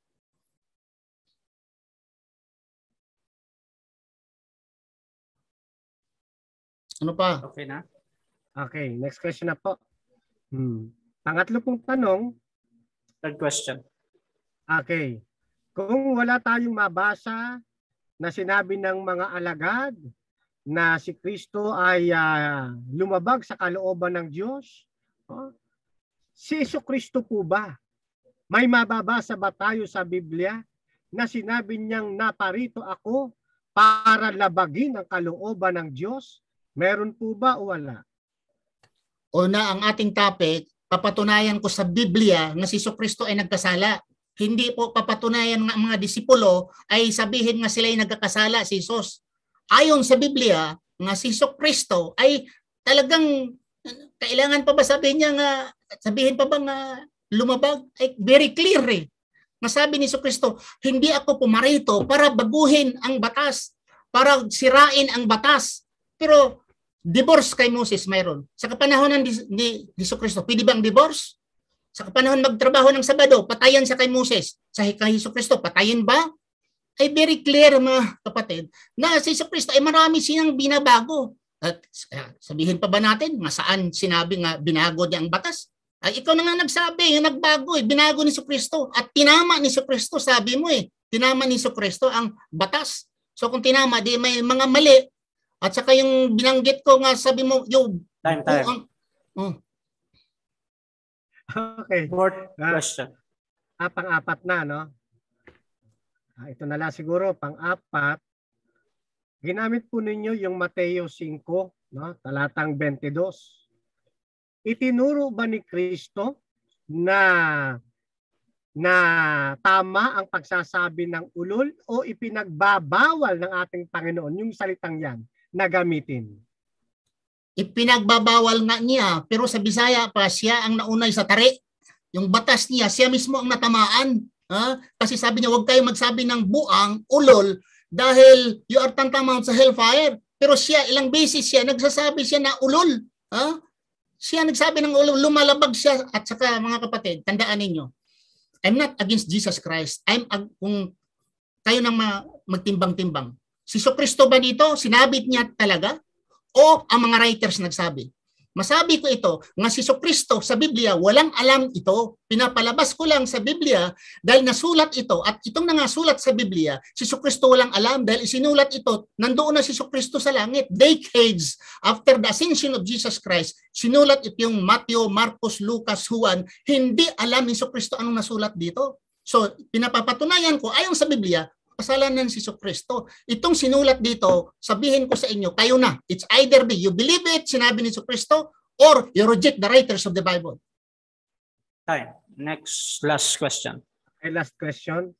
Sabi po ninyo, si Kristo ang unang lumabag doon sa salitang ulol. Okay, saang talata po ng Biblia, sinabi ni Kristo yung terminong ulol, no, na sinabi niya sa kanya kausap, ulol ka. Saan pong talata sa Biblia para mapag-aralan natin at maituwid natin yung maling paniniwala tungkol dyan? Saan pong talata sa Biblia na nagsabi natin Panginoon na ulol ka? Mabasa sa Lucas 12:20, mabasa sa Mateo 23:17, ulol, bulag pa, hindi lang ulol, bulag, ulol pa, sinasabi ni Jesucristo. So, imagine, ikaw nagsabi, wag kang magsabi ng ulol, whatever reason, galit ka man o hindi, may ebidensya ka man o hindi, wag mong sabihin ng ulol sa public ang tao dahil naiinsulto mo siya, pinapahiya mo siya, you give judgment. Kung may reklamo ka, pass to the court. Ang court ang magbigay ng judgment. Sabi nga, wag magbigay ng judgment dahil by your word you will be justified, by your word you will be condemned, sabi ni Jesucristo. Suppose sabihin mo, nga ganito ang daming sinulat nga labag sa aming paniniwala bilang mga Muslim. Baboy ka, swine. Sinabi ni Jesucristo. Ahas ka. Maganda ba 'yon? Sinong Christian ngayon? Sabihan mo ahas ka. Kahit ka. Okay, so dyan natatapos ang second part ng ating debate, rebuttal at second cross.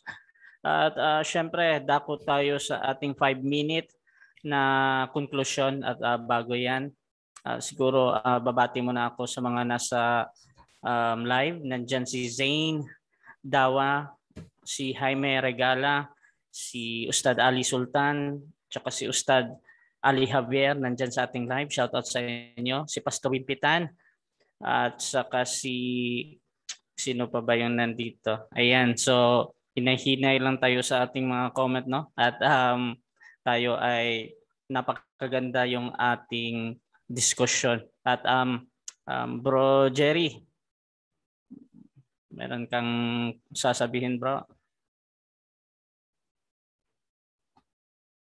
Unmute ka, bro. Continue na, bro. Okay. Ayan, so continue tayo para sa ating final na stage sa ating debate, conclusion, at ayon sa ating napagkasunduan, syempre, mauna dito ang ating negative. Bibigyan ko ng 5 minutong final conclusion. Bro Ibrahim Rumas, 5 minutes, bro. Your time start Alhamdulillah, alhamdulillahi rabbil alamin, hamdan kathiran tayyiban mubarakan fi. Asyhadu an la ilaha illallah wahdahu la syarika lah. Wa asyhadu anna Muhammadan abduhu wa rasuluh. Alhamdulillah, alhamdulillah mga Muslim at mga kaibigan ko mga Kristiyano, kaming mga Muslim, ulitin ko, si Jesucristo ay walang kasalanan. Sinless ayon sa Quran at ayon sa hadith, sa hadith. Pero bakit yun nga ang kadahilanan pinaglalaban ko ang puri ni Jesucristo? Dahil dyan sa Biblia ay winawasak ng mga kalaban, mga writers. Bakit? Hindi naman yan sinulat ni Jesucristo eh. Sinulat yung Bible na yan, Matthew, Mark, Luke, and John, wala na si Kristo. Decades. Mayroon sinulat yan 70 AD, mayroon 60 AD, 190, 100 AD, 90 AD. Decades na after ascension of Jesus Christ, sinulat yan. So walang alam si Jesucristo. Ito ang pinaglalaban ko, nga si Jesucristo ay walang dito, walang alam dito. Kasuklam-suklam nga si Jesucristo ay magsabi na wicked and adulterous generation. Alam niya may makapangyarihan siya. Pagpunta niya sa kahoy ng igos walang bunga, sabihin niya hindi ka na magbunga, at namatay. Namatay, sabi ni Pedro namatay. Kung talagang ikaw ay anak ng Diyos, sabi mo, makapangyarihan ka, sabihin mo, magbunga ka. Gutom kami. Magbunga ka. Di magbunga. Bakit pa isusumpa mo? Sabi mo lang pagbabago, ang damang binabago eh. Yung nga mga Sabadista, mga Seventh-day Adventist ngayon, maraming pagbabago. Hindi nila pinapatay ang magtrabaho ng Sabado. At tungkol sa Bino, ay wala, nakakalasing dahil nga kung basahin mo yan yung John about the marriage in Cana, sabi nga ang nakainom bakit ninyo ino-offer itong best wine sa huli? Dapat ang best wine sa una. Imagine, matawag mo ba best wine? Matamis na tamis, kung parang Sprite. Kami noon, may mga barkada akong imiinom, kung ano ba ang pinaka-the best nga wine, buksan muna at ilagay sa takip, sindihan. Pag umiilaw ka agad, blowish, number 1 ito. Pag hindi nga sumisindi, pag hindi nga umiilaw, hindi yan best wine. So mga taong umiinom sa bino, tanungin mo ang mga umiinom sa bino, what is best wine? Tastes like Sprite and orange, no? Sabi nga sa Proverbs, wine is a maker, strong drink is raging, and whosoever will buy and resell them is not wise, sabi niya. Ano pa? Dami dito. Kahit si Jeremiah, pinagbabawal ang pag-inom ng alak. So, mga kapatid, ayon sa Biblia, okay, huwag naman kukuha ka ng sa Islam, sa Hadith, sa Quran para pabango the image of Jesus Christ. Ginawang mabaho, malaswa, masangsang ang itsura ni Jesucristo. The image of Jesus Christ had been attacked in the New Testament. That's why, yan ang against namin. Bakit si Jesucristo ginaganon ninyo? Sabihin pa nyo, pinatay sa kahoy, hanged. Tingnan mo sa Acts chapter 5 verse 3. And the Bible mentioned Deuteronomy, who is hanged and died is accursed. Si Jesucristo accursed. So mga kapatid, Basahin ba mo pa letra por letra na si Kristo ay nagkasala? In the New Testament ay marami diyang nilabag si Kristo. Hindi lang batas, kundi lahat ng mga katuruan sa mga scribes and Pharisees. Sabi niya, yung scribes and Pharisees, hindi yan, racist yan eh. Sabihin daw, yung mga Pilipino, kamo mga Seventh Adventist. Di ba masama kung Seventh Adventist isang magkakasala? Ilang minute? 1 minute. Okay. Isang tatlong Seventh Adventist magkakasala. Sabihin nga, kayong mga Seventh Adventist, maganda ba yan pakinggan? Mga Katoliko, may mga Katoliko nagkakasala. Sabihin ko, kayong mga Katoliko, maganda ba yan?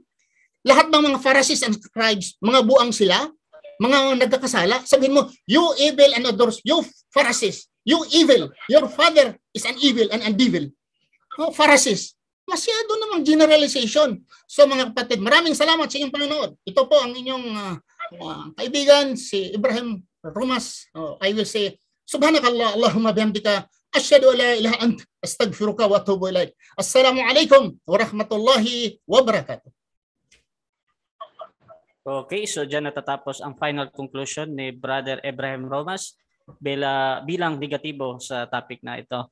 At syempre, 5 minutes din kay Bro Fernando Camacho para sa kanyang final conclusion. Paki-unmute mo na, bro. Okay. Ayan. So 5 minutes para sa yung conclusion, bro. Final conclusion, time start now.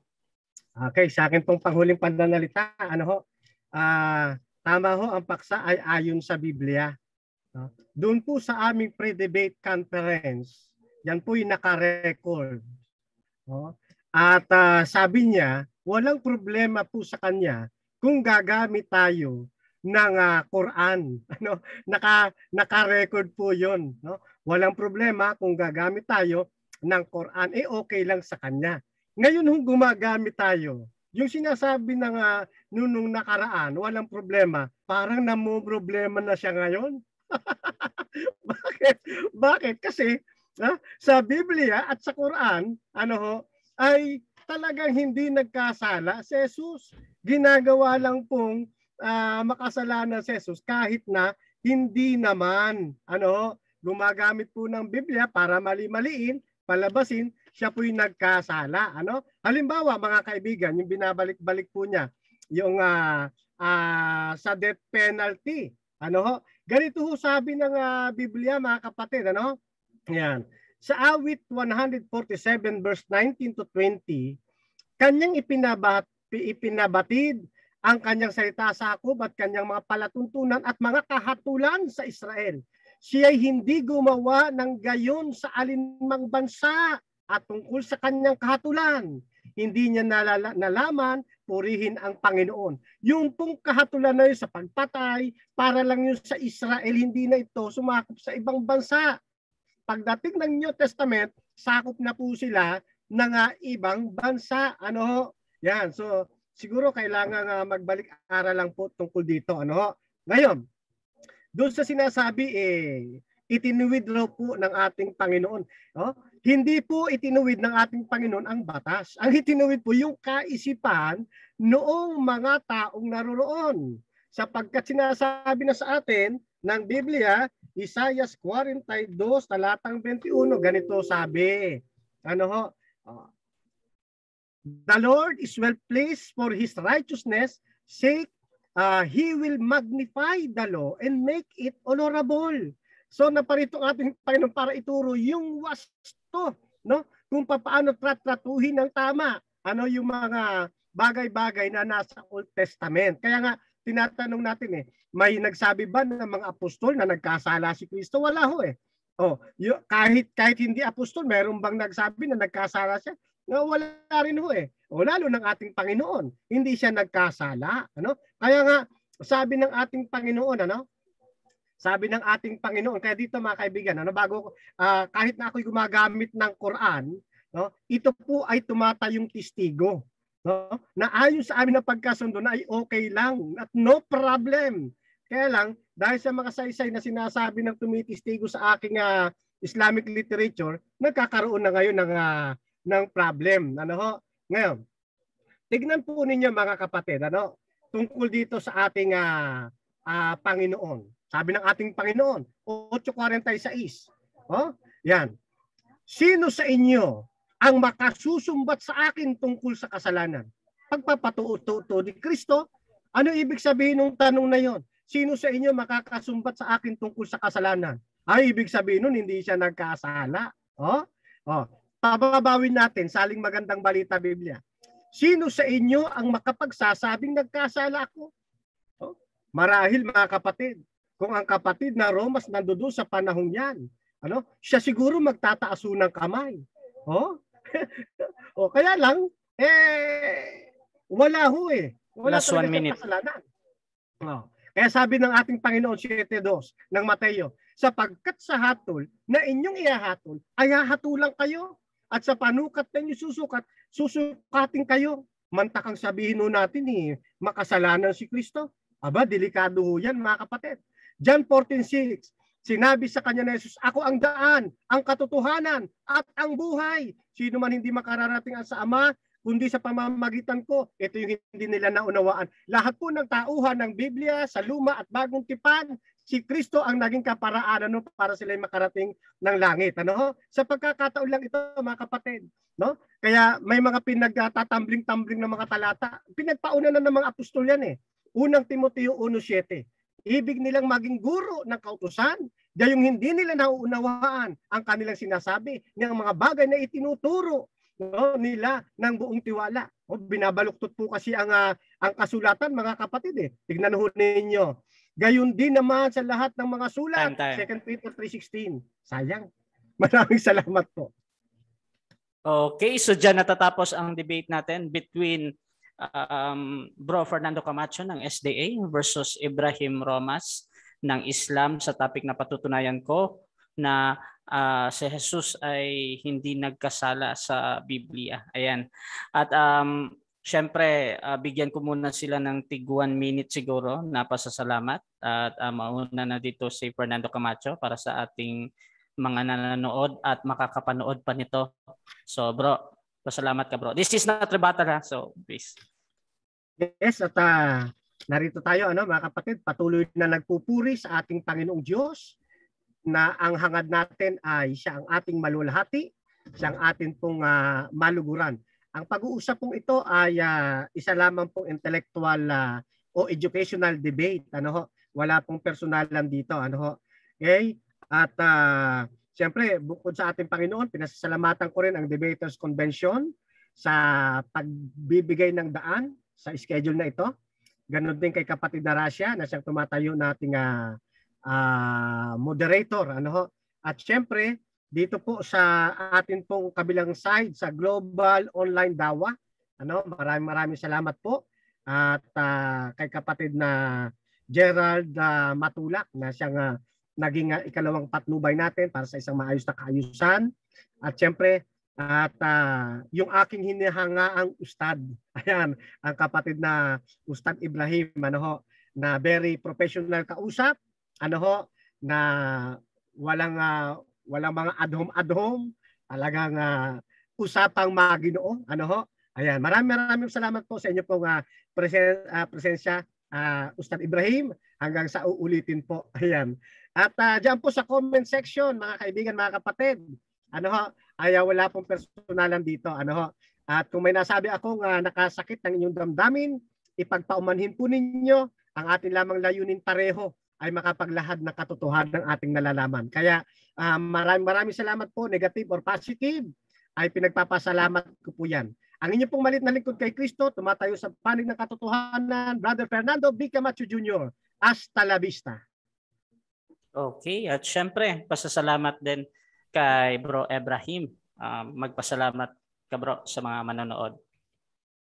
Alhamdulillah, maraming salamat. Jazakallahu khairan sa lahat ng mga Muslim at hindi mga Muslim sa panonood.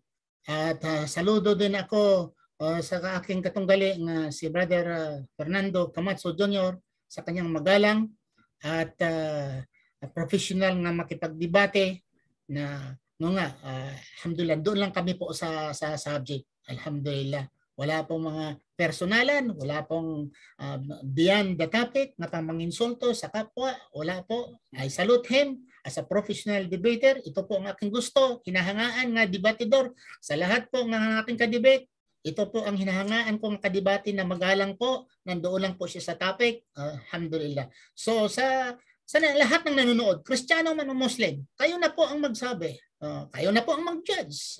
Ang amin lang nga dito, mapaabot namin kung ano po ang aming pananampalataya. Maraming salamat po. Ito po ang inyong lingkod, Ibrahim Poncardas Romas. Subhanakallah, Allahumma bihamdika. Asyhadu an la ilaha illa anta astaghfiruka wa atubu ilaik. Assalamualaikum warahmatullahi wabarakatuh. Okay, at yan po si Ibrahim Romas. Kasama natin yung Global Online Dawa. At syempre, Debaters Convention gusto din magpasalamat sa ating dalawang debatista na napakaganda yung debate at actually wala kaming masyadong trabaho as a moderator dito. At Debaters Convention, kung gusto nyo makipagdebate ng mga ganito, mag-PM kayo sa akin o sa Debaters Convention at gagawa po tayo ng mga pre-debate na parang ganito. Napakaganda at napaka-peaceful lang siya ba? Parang ganun. Wala tayo, hindi nagbabangayan. So, yun. At konting announcement lang. Meron po tayong debate bukas sa Debaters Convention. Fernando Camacho versus Ustad Ali Javier, I think. At antabayanan nyo yan, Islam ulit versus SDA. At YouTube channel namin, syempre, lahat ng debate na magaganap sa Debaters Convention ay pupunta doon. Debaters Convention Official, pakisubscribe po. At yun, this is Admin Rasha, kasama si Bro Jerry. We're out. Salamat po, Ustad. Ayan. Salamat. Apo. Paano po? Ako po ay mag-out na, kapatid na Gerardo Matulak. Gerard, magsalita ka dyan. Unmute. Para sa live nyo. Mag-unmute ka muna. Gerard. Nasasarapan ako sa debate, parang ayaw ko nang putulin. No, gusto ko makinig na lang palagi. Sa lahat ng debate na panood ko, medyo dito ako nasarapan. At saka tama yung sinabi ni Brother Rasha na walang masyadong trabaho ang moderator dito. At advice ko dito sa nagpaplanong magiging debater, ito lang ang gagayahin ninyo. Napaka-professional itong dalawang debater. Amen. Okay. Maraming salamat po, Brother Fernando. Okay. Paano po? Mag-out na ako. Mauna